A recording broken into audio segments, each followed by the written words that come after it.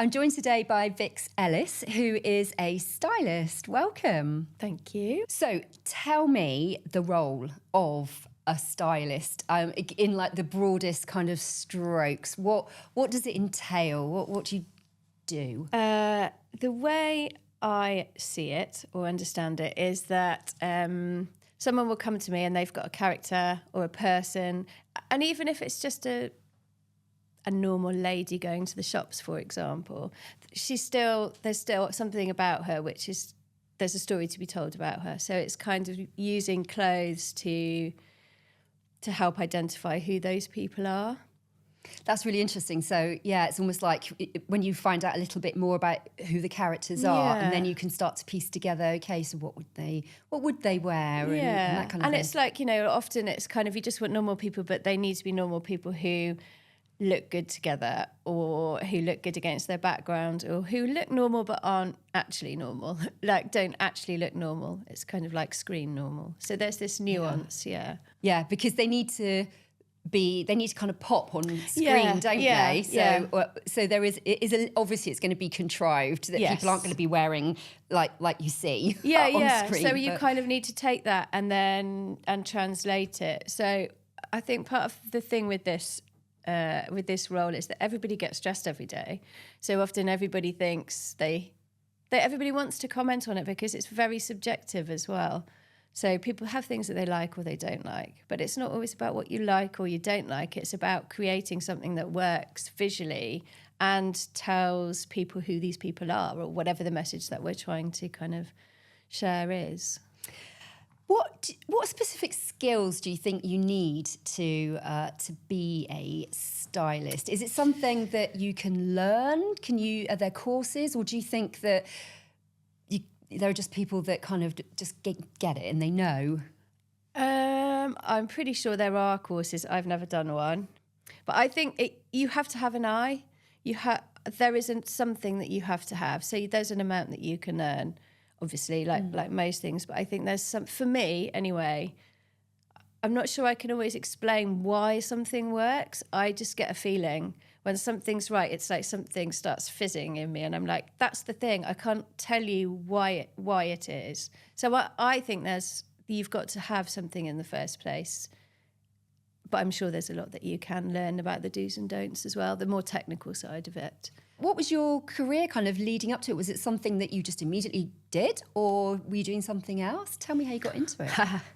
Well, no, it wasn't something that I immediately did.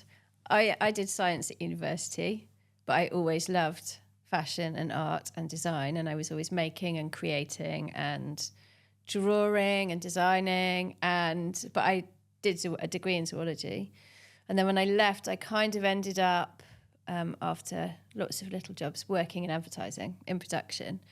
So it was a lot of kind of print production stuff, but we started to do some commercials, and I was booking people to do styling and art direction jobs and getting really frustrated that I was sat at my desk and they were going out and doing this thing that I really wanted to do.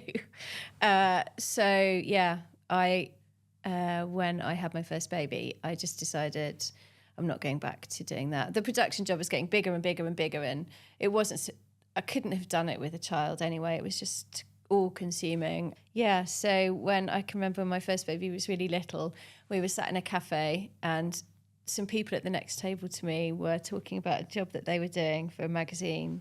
And this is really out of character for me, but I just went over and asked them what they were talking about, told them what I was interested in doing, and said, can I come along? And then they called me and said, yeah, come along and help out. I would never normally have done that, but yeah, that was the start of just doing difficult things, doing those things and going, if I want to get there, I'm just going to have to do this stuff. That's so good and so brave. I think sometimes, when you become a mum, it's like a bit of a superpower, isn't it? You're like, totally. I don't care. No, I'm just going to say it. I think that's exactly how I felt. I was a bit like, and also that awareness of going, I have to be like this for my kids. I have to show them to be like this. So I have to start being like this now, because if I'm going to do this, this is what I have to do. And, you know, it's not that anyone can open a back door for you, but it's a connection that someone, I can speak to so-and-so who might have something, and then if they want to call you, they will. And, you know, it's that kind of thing. But, you know, that's all you can do. That's all I could do. And it felt so uncomfortable. The hardest thing about this job is getting work. Because if you don't know people and you don't have a foot in the door, you will never work. Because people have their groups of people that they use, and you've got to infiltrate that. And I found that really difficult because I was coming at it on my own as well. I wasn't affiliated with a production company or a TV show or anything like that. I was coming at it from just me going, guys, this is my dream, you know. So what's your process when you're initially hired for a job? Tell me kind of what initial questions you ask. What do you need to find out? Do you always get all the information you need, or do you have to kind of make an educated guess on certain things? And how does it normally work when people come to you? It really varies. It really varies. So, I mean, it's changing now because of AI. So some of the visual briefs that I have now, like the job that I'm working on at the moment, a lot of the reference images are created in AI. So they're very specific about what they want. And so I'm kind of taking it as, oh, this is a vibe of what we're looking for and creating my own version of it. And then they're coming back and saying, no, basically the client's seen this and this is what they want it to look like. And so it's a really different spin on. Before, people would be able to say, look, it's this person, or it's I don't know, some of the jobs I've done for you, for example, you know, if we're working on an insurance job, you know, it's somebody who's working in insurance, or somebody who's in the office, or somebody who's answering the door, or whatever it might be. And then you can kind of ask their age. That's a big one. You know, what are they doing? Are they a mum? Are they those kind of questions? Like you said before, it's like the story, trying to find out a little bit more. For me, I like to get as much information as possible. Often what does happen is mood boards will get created, and then people will be able to tell you what they don't want. Yes. So you just refine it on that basis. So you don't always go in knowing exactly what everybody does. But that's really interesting what you've just said, though, because that would be the process normally, is that you then create a mood board and you say, and then I guess you know that some of those clothes actually you can buy. Yes. But now if you're getting handed an AI generated, you're then having to like reverse engineer it to try and find that exact. Oh my and you goodness. know that's its own challenge, and actually that can be really fun as well. You know, once you understand that that's what's being asked of you, then it's a slightly different challenge, and you can still put a spin on it. But it is changing. And often with mood boards as well, like I know why I've put an image on a mood board, but you might see it and not know. You know, you might be looking at the pose or the colours of something, and I'll be looking at the way the jacket is worn, or, you know, like, so I've learned that you have to be quite explicit about why you've included images sometimes as well. So just talking about AI a bit more, you know, we all kind of feel maybe a little bit of a threat as well as that it potentially can be useful. Do you feel either in your job over the years, because, you know, you're so experienced, you've been doing this a long time now, and I just wonder how that's now changing things. How is it? It's really changing, really noticing it. I mean, on the more fashion side, I think it's probably, I have more of an awareness of it just because I've read more about that, and it has impacted me to a degree now. But, you know, things like models are being replicated, and people are realising that they don't need a crew of 40 or 50 people who are all very qualified in their individual fields, because it's expensive and it takes time, and they can just put something into ChatGPT and have it in a couple of days, and it's exactly what they want. And no one would ever know, because people don't look at these things for long enough. No one's looking at it in the same way that we are, with the trained eye going, well, that's not a real person, or that T-shirt's not right, or whatever it might be. They're flashes. People flash. There's a message that's being shared, and then it's gone. I guess for things like TV dramas and those kind of things, so not stills shoots, then hopefully the industry is still Yeah, kind of I hope alive so. at the moment. I really hope so. Yeah, I think so. I mean, Yeah. there seems to be an amount of TV stuff still being Still shot with happening. real people, thankfully. Yeah. So, yeah. Oh, yeah. So just going back to what you think about, do you have to consider things like, and I don't know if this is limiting or not, things like people's brand colours, or if somebody says to you, we've got to include this colour, or is that a hindrance, or can that be a help to kind of steer? It's really steer things? helpful. It's really helpful if you know that there's a brand colour to be featured or competitor brand colours not to be featured, because the world is very big without those parameters. So actually going, well, I know that I need to not use red, for example, in something. Well, that takes a whole load of stuff out. So actually, the more information and the more I find that, it's just another input, if you like. So it's helpful. It's definitely not a hindrance.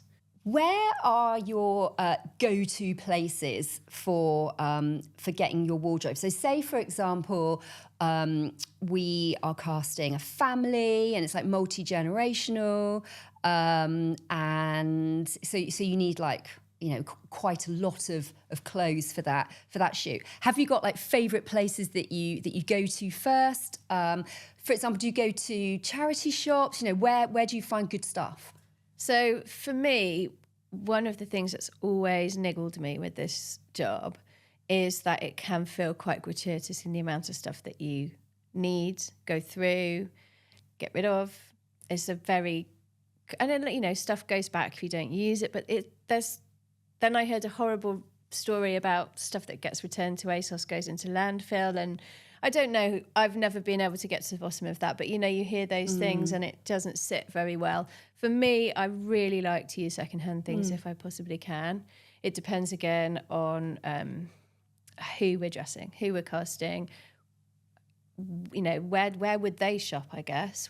Where do they sit in terms of their budgets? That determines where I will shop. Also, I guess you're given a budget. Yes. That you then have to think, okay, so what can I get within this? Yeah. And is it being shot outside? If it's being shot outside and we're using shoes, then, those sorts of things, they can't go back if they're being used. It can change where I source stuff. But I also have my loft is full of rails with stuff that I've collected over the years as well. Amazing. So I have that as kind of pulling basic pieces as well. Sounds really interesting. Love to have a little rifle through that. So let's talk about the technical side of things. What might you need to consider? So you mentioned about if you're filming outdoors, you're filming indoors. Is there and the background environment, I guess you have to consider all of that as well to know how the colours are going to work? Yeah, totally. I try and steer clear of patterns unless someone particularly wants patterns, just because I think they can sometimes look a bit busy, especially if there's other stuff going on. But obviously, if you've got not much going on in the background, then patterns will really bring the attention in. So it does make a big difference. And again, how many people have you got? Does someone need to stand out? Are we kind of blending? Is it tonal? So it's a real jigsaw, isn't it? And then I guess you can, with all best intentions, bring everything along, and then on the day, someone might decide we might put some wallpaper up behind actually, and then that throws all the patterns you've bought. And also, you've got to also remember that you get given the sizes of the people, but you can have a measurement here and a measurement here and a measurement here. But we're human beings, and all the bits in between will be different. So you can have something that on paper fits somebody perfectly, but on the day when you meet them, you might find that those bits in between don't line up with the bits in between on the clothing. And so do you not often get chance to have fittings then beforehand for anything these days? No, normally it's pretty quick. Yeah, I did have a treat of having a fitting last week for a job that I was working on, and it was a total luxury for me. Yeah. But then, I still needed to have everything with me on the day because, like you say, you don't know. We were shooting outside. We had locations, but they might have changed. And so I still needed to have all the other stuff there anyway. Yeah.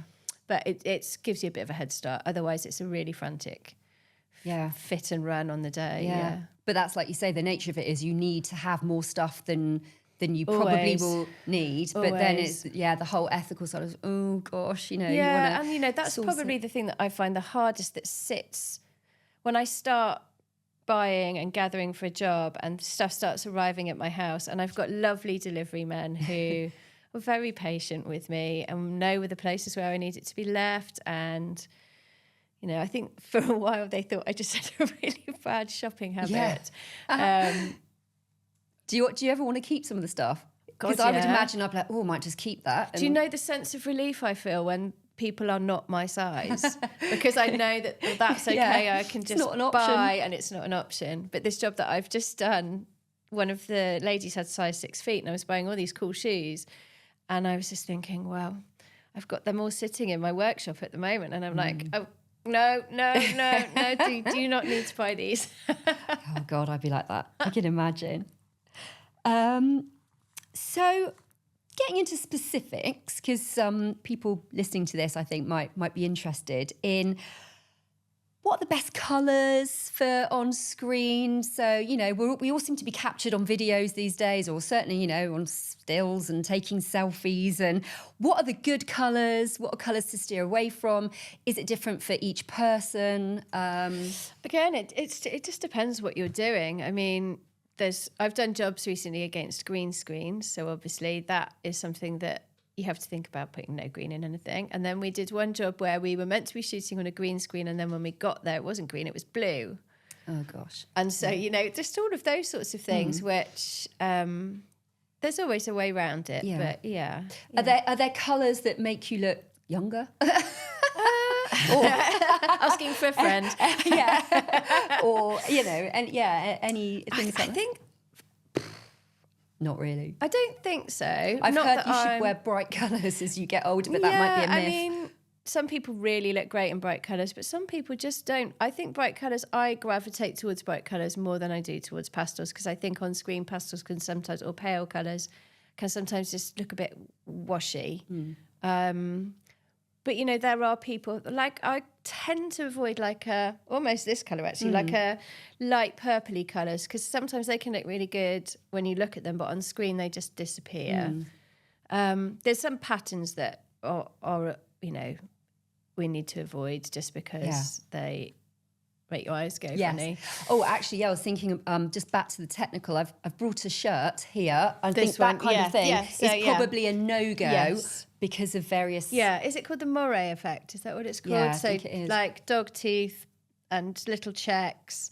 Quite often on ties, you think, I found the perfect tie, and then it's like, oh no, we can't use that. So anything with little checks, little dots, dog teeth, ziggy zaggy kind of, anything like that. Yeah, you have Just to steer away from, and over kind of too much patterns. Yeah. And stripes are quite good. I seem to remember. Yeah, that you, always. Everybody loves a chunky Breton stripe. So, but again, you know that works on screen. It looks bold. There's lots of different colours. Everybody can look good in a stripe. Everybody can look good in a stripe. That way, not that way. Yes. That way's not always so flattering. But then you can end up with a whole cast that have got stripy tops on, and then you get into that, well, this is really curated, and you don't want it to look curated, so who's going to wear the stripes? And then you can easily go, well, that works. And then sometimes in the past I've just looked along my rail and gone, everybody's got stripes. Too many stripes. Yeah, we can't do that. And then how about accessories? Do you have to kind of pare that down a bit on screen? Because do they become a bit more obvious when you have... I think so. I'm not big on I'm not big on accessories myself, but lots of times people say, yeah, we have lots of accessories, and I'm always a bit like, I think for me, it's very easy to stray into fancy dress territory when you over accessorize. We have a bag and big earrings and lots of bracelets and lots of rings, and I think it can look, again, it depends on the character and what else is going on, but I think over accessorizing can stray into looking like someone's found their mum's wardrobe. Yeah, and also I guess it becomes distracting as well for what is happening on screen. Yeah, you're focusing on, oh, it's got a necklace, rather than what they're doing. Yeah, because that's, unless you're selling that thing, your people are really not the focus. They need to look good enough that they don't detract from whatever it is that you're doing. So there is a knack to that balance, I think. But like I said, I couldn't always tell you what that is. For me, I see it and I just know that it works or doesn't work. Yeah. But it is subjective, and there might be directors who are on set who don't see what I see and want something different. Yeah. Tell me about the difference then. You just made me think about working with celebrities and people in the public eye. How does that differ from your kind of average, jobbing actor? What do you have to consider there? Is that a whole different kind of Yeah, I mean, remit? I haven't done a lot of stuff like that, but I think there's, they already have an identity. So, and a different level of confidence maybe to communicate that, and maybe more people to communicate that with you. So that is another layer of, but that, again, depends on the individual. Some people would be really up for it, and some people would just be very curated and very conscious that this is the box that they're That's in. their look that they have. Yeah. So it's just continuing that look. And they're very self-aware. They know what they look like. They know how they move. They know what they suit. So if you try and put someone in something different to that, they're not necessarily going to be up for it. Yeah. And I guess they know their own personal brand, as they call it. So they have to feel comfortable. Yeah. And you could and if people work around don't that. feel comfortable, so this is a really big thing for me. And I think in lots of the jobs that I've done, people have to feel comfortable, because if you put someone in something that they just, for whatever reason, aren't comfortable in, they're fidgety, or they don't sit properly, or they don't move properly, there's a self-consciousness which really conveys on the screen. So you might think something's going to look amazing, and it might look amazing, but if they're not comfy in it and can't operate how they need to operate to deliver the acting, then you can't do it. So that's another consideration as well. Yeah. All these tiny considerations that AI won't be able to know about. Yeah, totally. And it's that thing again of all of those things are considered in every job. I don't just turn up, and I don't imagine any costume stylist turns up and just goes, "This is nice." It's been, everything is considered. Every tiny part of it is considered within all of those parameters. So someone saying, "Oh, I don't like spots," it's like, thanks, but this is considered. This is the reason why. Yeah. What's cast your mind back just over the the years that you've been doing this for, and are there any kind of jobs that stand out and you think, "Oh, that was fun. That was good." For whatever reason, whether it was the location you were in or the people you were working with. There's loads. I mean, in the run up to a job, there's like stages that I go through every time, and my husband's like, "You do this every time," and then we'll get to the bit where you say, "I'm never doing this again," and then we get to the bit where you go, "Oh, look, there's like stages for me every time that I go through where I'm excited, and then I'm overwhelmed with all the stuff that I have in my studio, and then I start putting it together and I'm excited again, and then I have to do the returns and I hate it again." I guess for like a one day shoot. Tell me how many days involved that would be. So say it's a 1 day shoot and there are, say, 6 models or six actors. How many days around that do you need to build in? Loads. I mean, again, it depends on what the requirement is. I think the more effective the brief is in the first instance, the less time required. Because if I can mood board effectively based on the brief and everyone says, "Oh, yes, exactly it," then the time is shorter. But still, to get everything, get it all in time, I like to get it all out and just, have a play around with things on the rail, because sometimes until you see it and you touch it and you move it all around on the rail, I can't really make sense of it in the same way.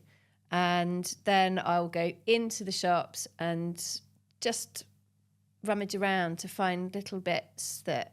Ding. So you still go into shops as well? I do. Like the job that I've just done, I did most of the shopping online because it is very specific about the brands that we were working with. We have brand partners that we were working with. And we'd actually done a fitting. So I knew what the gaps were, but I didn't know quite how to fill them specifically. And I had 1 day. So I thought, if I go to the shops, I can see everything. And sometimes because if you're looking online, you're looking for something specific, because that's the biggest shop in the world, right? So if you don't know exactly what the thing is that you're looking for, where do you start? Whereas in the shops, I knew that I wanted something to go under a suit, but I wasn't quite sure what it was. And then I saw this white waistcoat, which was just on its own. Often this happens to me and it's so mad, but I'll be rummaging around and there'll be one thing on the end of a rail that doesn't look like it's got any friends anywhere in the shop. It's like, there's no more of you in the whole shop, and it's in the size that I want. And it's like the universe has gone, what about that? And it happens so much. And it happened with this waistcoat. And I was like, I would never have got that if I'd done it online, because I didn't. There were so many things that could have worked under that suit. It was bang on and it looked wicked. So I was like, thanks. Well, I guess it's nice that there's still a place for these shops as well then. Yeah, although it is quite depressing going into the shops because it's quite bleak these days.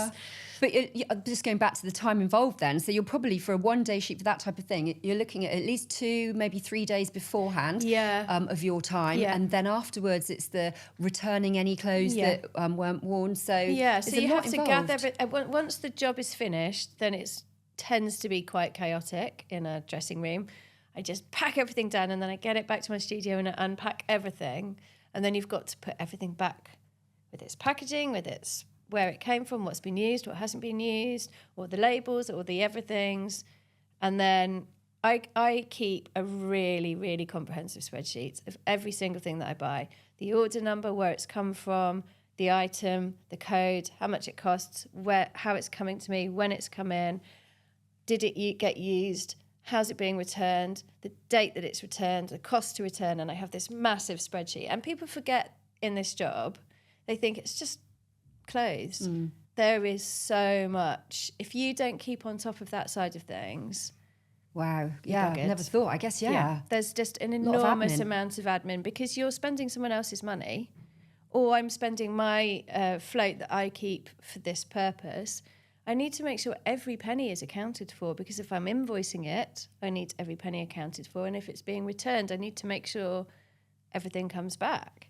So that, I think it's easy to picture the amount of time beforehand when you're mood boarding and toing and froing and buying, and people can understand what's happening on the day.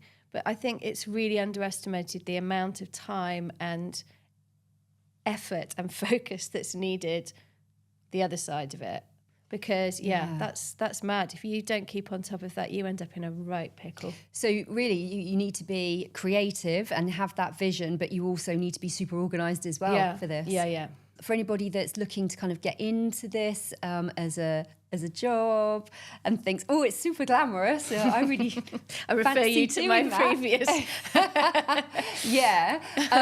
What advice would you give to people that are maybe looking to get into this costume role? Yeah. Goodness. Where do they start? What should they go to university? Should they get work experience? What do you think? I imagine it's quite hard to break into. I think so. I mean, I didn't go in. I guess I don't even know what the traditional way is. I have friends who work on big jobs in London and have been all over the world, and I think there's a bit more of a structure in terms of having costume trainees, and you have to do 2 years of trainee before you can, go out on your own, kind of thing, a bit like driving. But and assisting, a lot of assisting. I didn't do any of that. I worked in advertising, so I came in at it from a different angle, which was stalk people who are doing what I want to do and ask them if I can just go and help. And people let me. So I had to do a lot of work for free. I think the industry can be very exploiting in that respect. But I just assisted people and went along to see what was going on and to see what I could do and just to get a feel for how it all worked, because dressing people is one thing, but understanding where your cog fits into the big machine is, I had no idea how that worked. So, yeah. Do you ever have the luxury of having an assistant these days? Yeah, sometimes. Do you is it quite a female role generally, or would you say there's a 50-50 split? I guess when In it my comes to experience, there's men's, more. but there's more women who would be dressing men as well. Yeah, in my experience, yes. Interesting. But I don't know whether that's kind of the bigger picture. Yeah. Just finally, we kind of touched on it a little bit before, but have you got any tips for us normal people, not actors, not people that are kind of on screen? Have you just got any tips at all for kind of what to wear? Is it as simple as just wear something that you feel comfortable in, or if there's like a special event and you just want, you're going to have your picture taken, that. My advice to everyone is, wear something that makes you feel like you, and don't look in the mirror too much. Because I think if you look in the mirror too much, you're looking for all the things that you see that other people don't see. Wear something that you feel badass in and just own it. And don't try and replicate something that your friend wore or something that you've seen in a magazine, or, do your version of it. Yeah, that would be my top tip. Well, thanks very much for coming in and telling us all about your amazing experience. It's it's really interesting. Thank you. Thank you for having me.